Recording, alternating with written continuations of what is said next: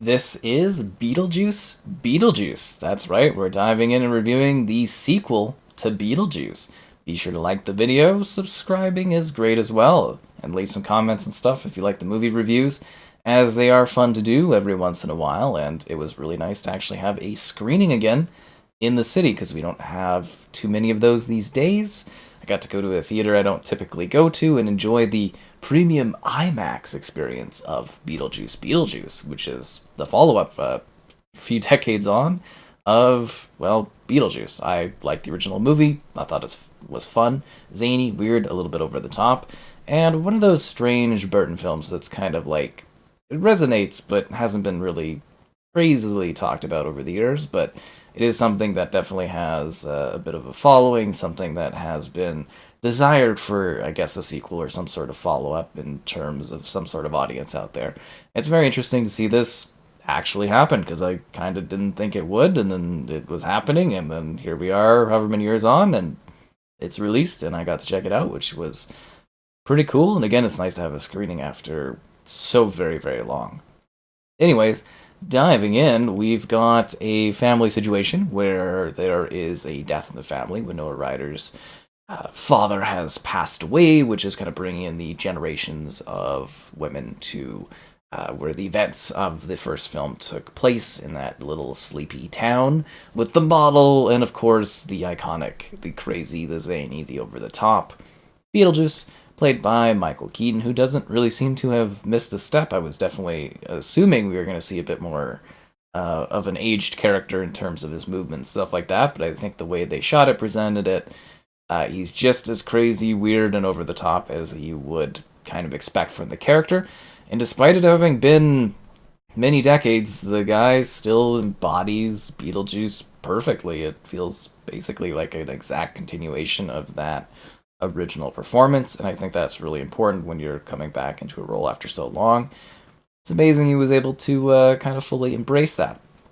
Anyways, Winona Ryder's character, I'm just going to call it that, has her mother of sorts and her daughter, who's estranged, Astrid, who's played by Jenna Ortega, who strangely plays a child perfectly well, but maybe not too strangely because if you've seen, I guess you would say Wednesday, you know all about that. And they kind of have, again, strange, so they have some clashing, there's some issues going on, and then Ryder's characters. So in the meantime, since the events of the first film, since it's progressing in time, time's actually gone by. She's now like a medium TV show host. She goes around trying to help people that are having like ghost issues and stuff like that. And she's got a bit of a love interest kind of guy that's her manager, and she's got lots of problems. And then basically everybody comes together. They're at that town, things go crazy, things go wrong, and Beetlejuice gets summoned, and of course, crazy hijinks and everything like that happen as well. Beetlejuice himself dealing with the reappearance of a past flame in the most craziest of musical setups and squishing of stuff to build things happens, which if you watch the film, you know what I'm talking about. And yeah, she's basically kind of dealing with him, and there's a lot of moving parts to this. There's a lot of little segments here or there, and it does feel like a little disjointed at certain points. Like there's certain characters that are like plot lines, but like it felt like by the end of it, a lot of the plot lines didn't really matter at all, but they were kind of in there, and it felt like they didn't really have a fully cohesive vision for every portion of the film, but it still came together in what was a generally enjoyable movie. Like, I had fun watching it. I thought it was a very worthy sequel, and probably the best we could get for a sequel of a film this far on. I think, the characters, they slid into their performances and previous roles really well, and the newcomers to the film were actually pretty great and well done. I liked their characters, the acting, and the performances, and everything like that. It was ridiculous. It was wacky. The musical segments were insane and very well done and full of surprises, which I loved. And as I was mentioning, it really does feel like a continuation of that first movie. I think you can definitely come in fresh and just watch this one, not having seen the first. But I do think you enjoy this one a lot more if you hadn't seen the first one going into this film. And it just kind of like builds upon that, but you don't really need that background. But that background context is kind of nice. I really think it adds quite a lot to your enjoyment of this film. But they handle everything pretty decently well between the two, which is quite nice. And they do fit together very nicely in terms of actually feeling like a progressive story while still being standalone story enough, because such a gap in time, I imagine there's a lot of people that never watched Beetlejuice, and you're kind of missing out because that one's a pretty enjoyable film. It's definitely interesting to see this actually happen after so long. It really is a bit of a surprise, but yeah, we finally got a second Beetlejuice, and I'm assuming if this one does well and is decently well received, as I kind of think it's pretty good, I'm thinking we'll probably get Beetlejuice not too long after Beetlejuice, which waited a long time after the Beetlejuice experience.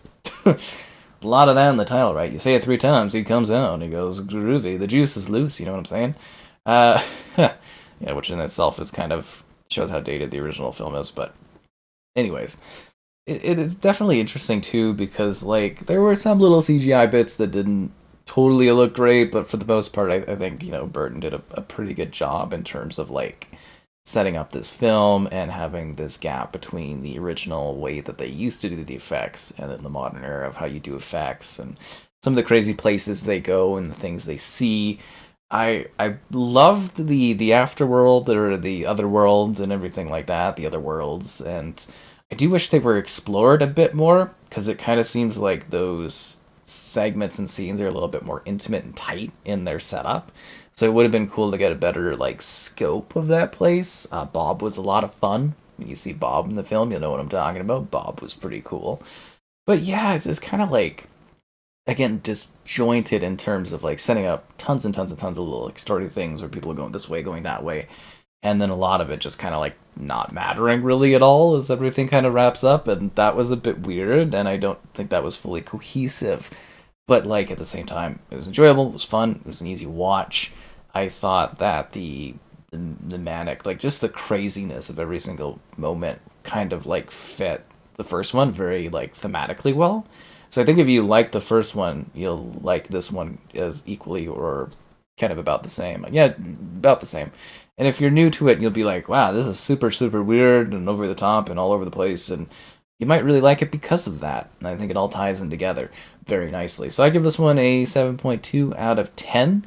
You could probably read my full review in the description below or as a pinned comment, a nice little written one. And again, liking the video is great, subscribing is great as well. I'd love to have your comments, questions, and everything that you have about Beetlejuice. And it was nice to dive in and talk about this film, as I did enjoy it. I had a fun time with it. It was a great movie-going experience. I think you'll have a similar vibe and or feeling if you dive in and you see what Beetlejuice has to offer. And probably I would recommend watching the first if you haven't, because I think that one is a lot of fun and it adds to the sequel, and I think you'll like it. So again, good performances, good picture, the cinematography was kind of nice, sort of melding the digital aspect of today with like how the original one was shot. I liked how they did the different, like, kind of creepy, crazy CGI and sort of motion type sequences were very effective. And the performances matched the zany craziness. I just wish some of the plot lines kind of mismatched and had a little bit more tighter sort of loop, as a lot of them kind of came and went in a zany, crazy sort of way. But that is kind of Beetlejuice, right? It's just the insanity of Beetlejuice doing crazy, weird things. And yeah, enjoyable film. I think it's a good watch. I think it hits decent selection of audiences, and I'm hoping that we get to see a third one before it's too long, right? Because time goes by crazy. And hopefully we'll have another movie review in the future.